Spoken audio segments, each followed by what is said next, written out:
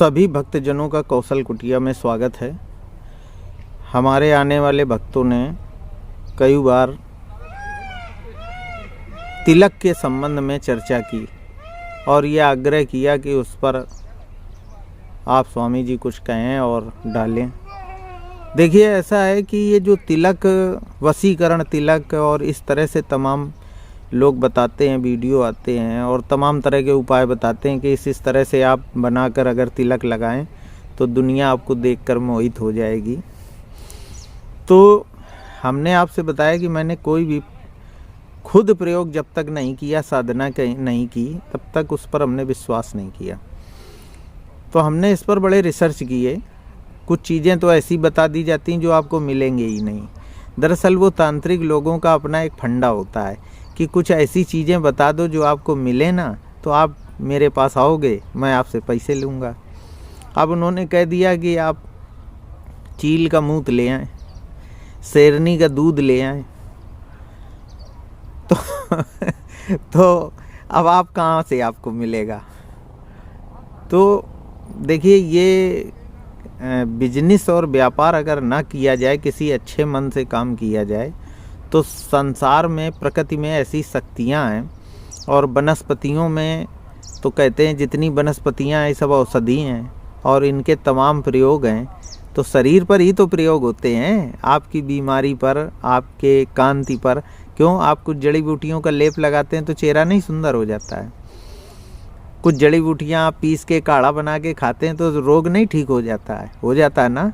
तो फिर कुछ ऐसी भी चीज़ें हैं जिनका तिलक लगाने से अगर आप किसी के सामने जाते हैं तो वो आप पर आकर्षित होगा, आपकी बात को ज़्यादा ढंग से सुनेगा, मोहित होगा। आप किसी भी रूप में उसकी व्याख्या कर सकते हैं। तो प्रयोग तो सही है, प्रयोग किया कैसे जाए। तो देखिए, एक प्रयोग मैं साझा कर रहा हूँ, अनुभूत प्रयोग है, साधना की है, प्रयोग किया है, अपने शिष्यों पर भी कराया है। और इस प्रयोग से निश्चित रूप से जिसके सामने भी आप जाते हैं वो फिर आपकी बात को 10 गुना ज़्यादा मन से सुनता है। ये मैंने देखा है।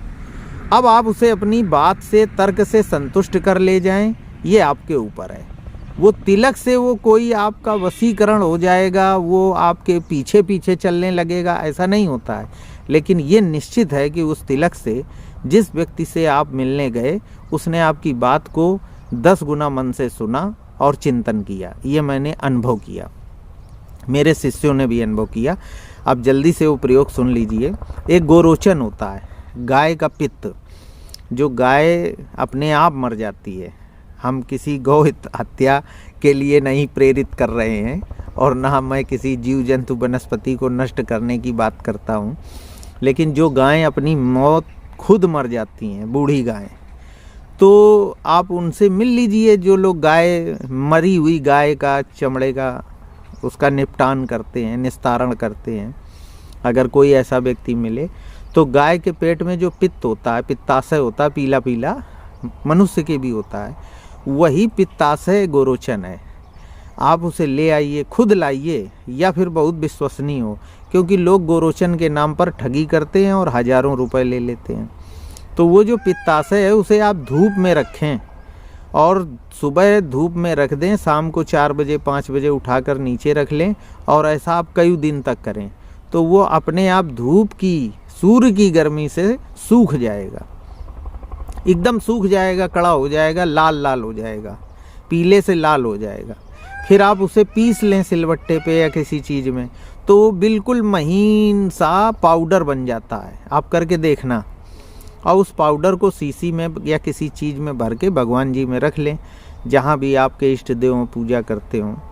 और जब भी कभी आप घर से बाहर निकलें किसी अच्छे काम से और किसी अच्छे उद्देश्य से, आप ये नहीं कि आप उसका गलत प्रयोग करने लगें और आप ये सोच लें कि हम ब्रह्मांड के महाशक्तिशाली हो गए हैं, मुझे ऐसा टुटका उपाय बता दिया गुरुजी ने कि अब मैं जो चाहूँगा वो करूँगा। तो ऐसा नहीं है। लेकिन अगर आप अच्छे उद्देश्य से जाते हैं, किसी से वार्ता करनी है आपको, व्यापार की, मुकदमे की, किसी शांति वार्ता में, किसी पंचायत में आप जा रहे हैं और आपको लगता है कि अगर आपके द्वारा की गई पंचायत सफल हो जाए, लोग आपकी बात को सुने और ईश्वर की कृपा आप पर बरसे कि आप जो कुछ वहाँ कहें वो सब ईश्वर के द्वारा कहा जाए, तो फिर आप थोड़ा सा गुरुचन बिल्कुल ज़रा सा किसी तस्तरी में रखें, भगवान जी की पूजा करें और आंवले का रस, ताज़ा आंवले का रस हो या बासा हो, इससे कोई मतलब नहीं, आंवले का रस एक शीशी में रख लें। तो उससे आप 2 बूंद आंवले का रस उसमें डाल के और ऐसे ऐसे घिस के आप किसी भी उंगली से, वैसे अगर आप इस उंगली से करते हैं जो बीच वाली उंगली के बगल में, छिनगुन उंगली के बगल में, इसको अनामिका कहते हैं, इसको तर्जनी कहते हैं, तो तर्जनी उंगली से आप उसको ऐसे ऐसे घिसें और उसको आप तिलक लगा लें 3 बार। और 3 बार तिलक लगाने के बाद वो उस तस्तरी में थोड़ा सा रह जाएगा, तो उसको आप यूं यूं करके अपनी नाभि में, तोंदी में लगा लें और ईश्वर से कहें कि मैं एक अच्छे उद्देश्य से जा रहा हूँ पंचायत करने और मेरी पंचायत सफल हो और सभी को मेरा न्याय पसंद आए, लोग मेरी बात गौर से सुने और फिर आप घर से निकलें। और उस पंचायत से जब आप शाम को लौटेंगे तो आप प्रसन्नचित होंगे, लोग आपकी बात सुनेंगे, पंचायत सफल होगी और ईश्वर को लौट कर आकर प्रणाम करें, धन्यवाद दें, फिर अपना काम करें। इस प्रयोग को आप करके देखें। एक बात ध्यान रखें कि जब आप उसको तिलक को घिस के लगाएं, बिल्कुल फ्री का है। हमने आपको बताया कि हमें कोई मोह माया पैसे का वो नहीं है। मैं कोई भी वीडियो या कोई भी अनुभव साझा करता हूं तो उसके पीछे मेरा ना तो मैं पाखंड बढ़ाना चाहता हूं, ना मैं लोगों को अंधविश्वास में डाल रहा हूं, ना मेरी कोई इच्छा है कि मेरे बाग बगीचे महल बन जाएं, मुझे आप 10-5 लाख रुपए दे दें, ऐसा कुछ नहीं। आप ये प्रयोग किया है, करवाया है, सफल हुआ है, अनुभव किया है तो साझा कर रहा हूँ। आप भी करके देखिए, निश्चित सफलता मिलेगी। और जब आप उसे लगाएं तो बस इतना ज़रूर ध्यान रखें कि अपने गुरु का स्मरण करें कि हे गुरु जी, आपके बताए हुए इस कार्य को मैं कर रहा हूँ, मुझे सफलता मिले, हे गुरु जी मुझे सफलता मिले, हे गुरु जी मुझे सफलता मिले 3 बार।